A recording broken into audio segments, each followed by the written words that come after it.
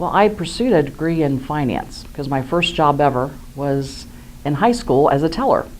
And I fell in love with the field of banking. So I thought a finance degree would be the path to take me on my dream of becoming a bank officer someday. So I did that.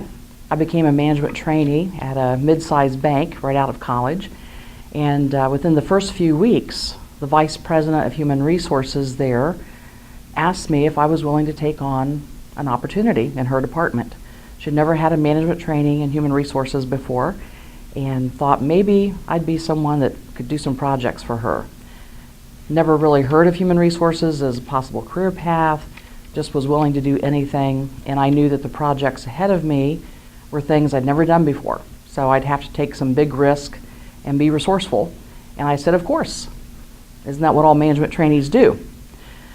So I did that, and actually I think it showed what I was able to do, that I was able to be resourceful. And so within a few months, she said, do you have your heart set on getting back into the lending and branch management tour of the training program? And I said, well, I do, but what are you thinking? And she said, I'd like to offer you a position in human resources. So my first position was Teller Training Supervisor. Now, as I mentioned, I'd hoped to become a bank officer someday. That was a dream of mine since I was a teller in my hometown bank. And I had no idea that this would lead me down that path. I assumed I'd have to become a branch manager or a lending officer. I had an aha moment during the time I accepted the human resources position and stepped out of management training, and I thought, how is this going to help me achieve my goal?